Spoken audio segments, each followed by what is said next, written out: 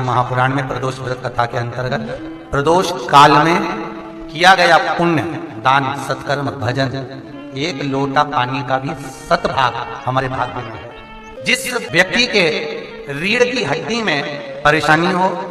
या रीढ़ की हड्डी तकलीफ दे रही हो, पीठ का भाग तकलीफ दे रहा हो, डॉक्टर बोल रहे हो या खसक गया या कोई क्रम,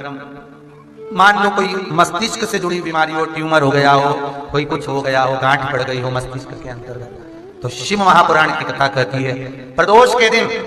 जिस दिन मंगलवार की भौम प्रदोष का दिन हो महाराज, प्रदोष काल में प्रदोष के दिन शंकर भगवान को बीले का गुर्दा, जो बीला होता बील फल का अंदर का गुर्दा भाग शंकर के शिवलिंग पर प्रदोष काल में मल दिया जाए। मलने के बाद थोड़ी देर बाद उसको उठा लिया जाए, शिव जी का अभिषेक पूजन स्नान करा दिया जाए, पूजन स्नान आदि सब कराकर दियावती लगाकर भगवान शंकर के मंदिर पर ही बाहर बैठकर उस गुर्दे का थोड़ा सा भाग मुख में पालो, थोड़ा सा भाग लेकर आ जाओ। 7 से 8 दिन तक उस भाग का प्रतिदिन सुबह के समय पर सेवन कर लीजिए। गुर्दे की प्रॉब्लम हो या मस्तिष्क से जुड़ी हुई प्रॉब्लम हो वो समाप्त हो जाता है महाराज। भौम प्रदोष के दिन मंगलवारी प्रदोष का स्मरण जो सुख दिया है वो आनंद। किसी भी प्रदोष के दिन प्रदोष काल में एक बार लगा दे, उसके बाद में अपनी कामना कर कर बेलपत्री एक छोटा सा उपाय अवश्य करिएगा। अगर बच्चे कोई एग्जाम में बैठ रहे हैं या कंपटीशन एग्जाम है या नौकरी के लिए अप्लाई कर रहे हो, मान लो 4-6 महीने से बैठे हो, 8 महीने से बैठे हो, सर्विस नहीं है, नौकरी नहीं है, तो एक छोटा सा उपाय अवश्य करिएगा शिव महापुराण का। महाराज बेलपत्री के पेड़ के नीचे विराजमान होकर, बेलपत्री के पेड़ के नीचे जिसको नौकरी के लिए या एग्जाम में बैठ रहा है वो जल चढ़ाए,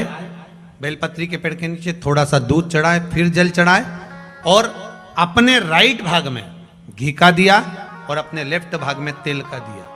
किसी भी प्रदोष के दिन प्रदोष काल में एक बार लगा दे, उसके बाद में अपनी कामना कर कर बेलपत्री के पेड़ के नीचे धोख लगाकर प्रणाम कर कर आ जाए और चले जाए इंटरव्यू के लिए, बाबा उत्तीर्ण करा ही देगा, नौकरी दिलाए। जिस दिन रविवार की प्रदोष पड़े उस दिन एक लाल वस्त्र में पीली सरसों रखकर और उसके अंतर्गत कुछ भी एक, या तो बमूल का कांटा ना मिले तो गुलाब का कांटा ही उसके अंतर्गत रख लीजिए। और मान लो कोई काम ऐसा है कि उसमें पैसा तुम्हारा आ ही नहीं रहा, बहुत घाटे पर घाटा जा रहा है, नुकसान बहुत हो रहा है और कोई काम हो ही नहीं रहा, तो महाराज जिस दिन रविवार की प्रदोष पड़े उस दिन एक लाल वस्त्र में पीली सरसों रखकर और उसके अंतर्गत कुछ भी एक, या तो बमूल का कांटा ना मिले तो गुलाब का कांटा ही उसके अंतर्गत रख लीजिए और उसको शिव मंदिर का स्मरण कराकर शंकर भगवान का नाम लेकर रू भैरव, कौन सा भैरव है उसकी भी कथा भी आने वाली है। ये दारुक नाम के राक्षस का संहार करने के लिए जब माता अवतार लेगी तब शंकर भगवान बच्चे का रूप रखकर रोएंगे, तो शिव जी का एक नाम होगा रू भैरव। ये भैरव कहां पर रहता है तो कहा ये शमशान में रहता है। कहां रहता है ये भैरव? शंकर का जो एक अवतार है रू भैरव, ये भैरव अवतार शमशान में रहता है। तो इस भैरव का काम क्या है तो कहा शमशान में, शमशान की जो अग्नि होती है भले की लकड़ी रहे, भले उसमें कोई पदार्थ डाले ना डाले,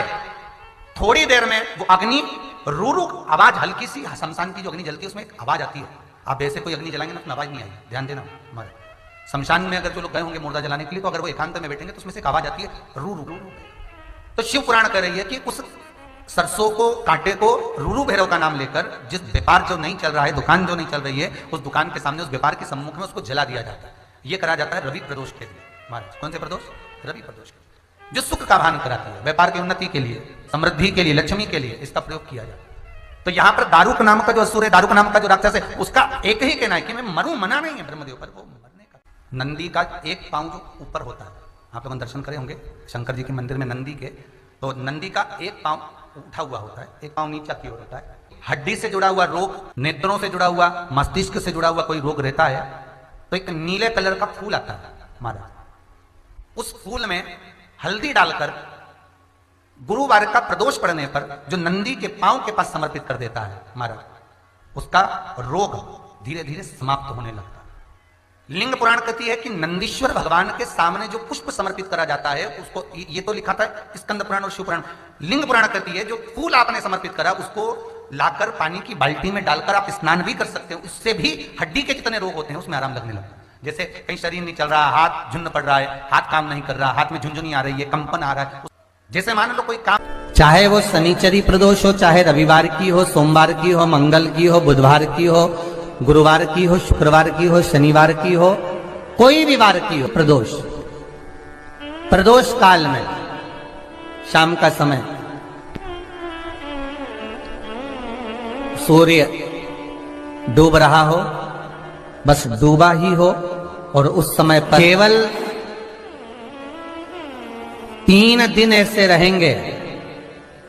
3 बार ऐसे रहेंगे, 3 तिथियां ऐसी रहेंगी, 3 समय ऐसा रहेगा जिस समय पर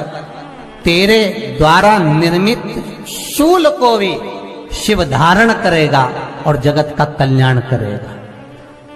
3 दिन, 3 तिथियां, 3 बार, 3 नक्षत्र, 3 घड़ी, 3 पल,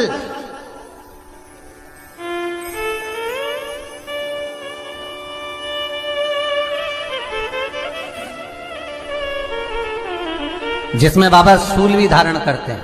और शूल अकेले धारण नहीं करते महाराज, जो धतूरा होता है ना, दर्शन करें धतूरे के, कांटे कांटे सा होता है धतूरा, तो वो धतूरे के साथ में बाबा शूल धारण करते हैं, बेलपत्री के शूल को। ये बहुत बहुत आनंदमय कथा है महाराज जी, जिसके जीवन में हमेशा कांटे ही मिले हैं। बेटी बड़ी हुई तो घर में मायके में दुख देखा, और मायके से गई ससुराल में तो ससुराल में दुख देखा, ससुराल में भी दुख देखने के बाद में भी पति को बहुत कुछ काम खुलवाया, बहुत धंधे खुलवाए, नौकरी लगवाई, पर वो पति बार बार छोड़ कर आ गया, बार बार तकलीफ भोग रहा है, बार बार कष्ट भोग रहा है। फिर थोड़े दिन काम करता है, थोड़े दिन छूट जाता है, फिर व्यापार में बढ़ता है, फिर छूट जाता है, फिर कोई दुकान खुलवाई, थोड़े दिन अच्छी चली, फिर वापस वहीं घर पर आकर बैठ गया, अर्थात उसके जीवन में वो शूलता चल रही है। तो बाबा देवाधिदेव महादेव कहते हैं, ये 3 घड़ी, 3 पल, 3 नक्षत्र, 3 समय, 3 दिन में जो शूल मुझे समर्पित करता है, उसके जीवन से मैं शूल हटा देता हूं। वो 3 दिन लिखे स्कंद पुराण।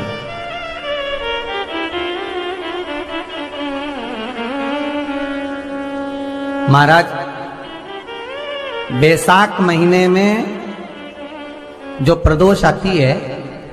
बैसाख के महीने में बहुत ध्यान से सुनना भाई, जो अपनी जिंदगी से बहुत तंग आ गए हो, परेशान हो गए हो, कष्टमय जीवन जी रहे हो, बहुत दुखी हो गए हो, उनके लिए ये स्कंद पुराण का चरित्र फिर मिले ना मिले, आप प्रेम से सुन लो भाव से। पहला, चाहे वो शनिचरी प्रदोष हो, चाहे रविवार की हो, सोमवार की हो, मंगल की हो, बुधवार की हो, गुरुवार की हो, शुक्रवार की हो, शनिवार की हो, कोई भी वार की हो, प्रदोष काल में शाम का समय सूर्य डूब रहा हो, बस डूबा ही हो, और उस समय पर सूर्य के डूबन के तुरंत बाद बाबा को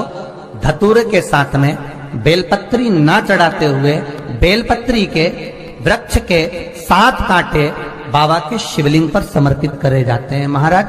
अपनी जिंदगी में अड़चनों को हटाने के लिए। फिर आप जिस व्यापार में उतरे, जिस व्यवसाय में उतरे, जिस नौकरी में उतरे, आप दिल से करें,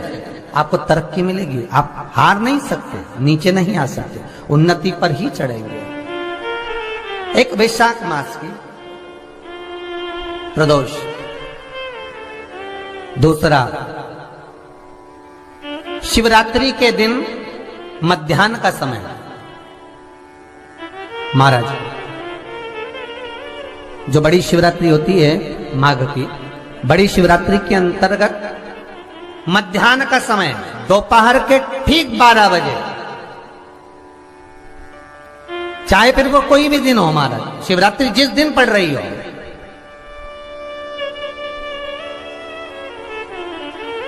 उस दिन भी धतूरे के साथ बाबा को 7 कांटे बेलपत्री के वृक्ष के समर्पित होते हैं महाराज। इसमें आप ये वाले जो कांटे हैं, जो शिवरात्रि के दोपहर 12 बजे वाले हैं, अगर कोई मदिरा पीने वाला हो, व्यसन में डूबने वाला हो, कोई जुआ खेलने वाला हो, कोई गलत वैश्यावृत्ति करने वाला, या अपने मार्ग से विचलित कोई व्यक्ति है, उसके लिए भी ये कांटे बहुत काम आते हैं महाराज। दूसरा, पार्वती तेरे द्वारा तेरे नयन अश्रु से जो प्रगटा हुआ बेल का वृक्ष है, द्वितीय शूल मैं वहां धारण करता हूं। तृतीय सूत्र, तीसरा सूत्र जो वर्णन करा गया, महाराज भगवान श्रावण के महीने में जो भी दूसरा सोमवार पड़े, जो भी पड़े श्रावण के महीने का दूसरा सोमवार, आप सबको पहले भी श्रावण के महीने में जो कथा कही उसका व्याख्यान वर्णन करा कि श्रावण का महीने का महत्व क्या है, वो भी आपको ऑनलाइन कथा में आप लोग सुन चुके हैं। लाइव कथा में श्रावण का पूरा महत्व बताया था कि श्रावण के महीने में शंकर भगवान को पूरा लेखा जोखा का भार प्रदान किया गया था। दूसरा सोमवार, श्रावण के महीने का जो दूसरा सोमवार होता है, उस दूसरे सोमवार में रात्रि के समय पर, अर्थात शास्त्र अब घड़ी और पल का स्मरण करेंगे तो रात्रि के बजेंगे 10 से 12 बजे, मारे 10 से 12 के बीच में धतूरे के साथ बाबा को शूल समर्पित होता है। महाराज ये भी हमारी बाधाओं को, हमारी तकलीफों को, व्यापार व्यवसाय के लिए, नौकरी सर्विस के लिए, बहुत सारे एग्जाम में आप बैठ लिए, गवर्नमेंट एग्जाम के लिए बैठ लिए, नहीं हो रहा, ये 3 बार मेरे शंकर को बेलपत्री के वृक्ष के शूल समर्पित होते हैं, उसका आनंद पाना। मेरी जीजियों, 2 चीजें बड़ा स्मरण में रखिएगा। एक, बैसाख महीने में मट्टी के पात्र का जल, अभी क्या चल रहा है? फागुन। अभी क्या चल रहा है? फागुन। जब बैसाख का महीना आए ना,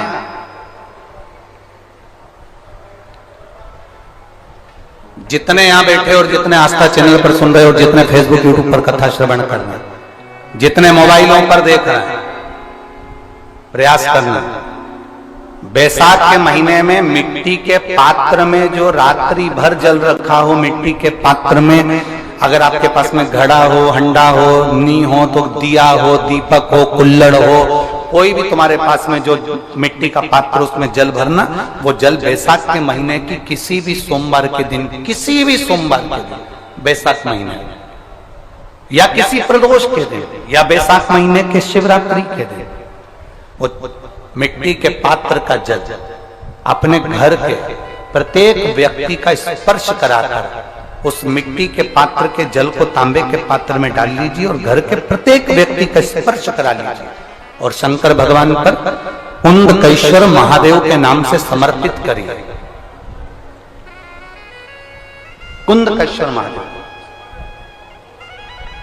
कभी जीवन में पीछे पलट कर देखने की जरूरत नहीं पड़ेगी, आप उन्नति की सीढ़ी की ओर बढ़ते चले जाओगे। बैसाख महीने में मट्टी के पात्र का जल भगवान शंकर को समर्पित होना चाहिए, उसका सुख हमारे जीवन को एक आनंद फल प्रदान। जैसे कहते हैं ना, कोई अच्छा मिले ना मिले, धन मिलने से कोई भाग्यशाली नहीं होता।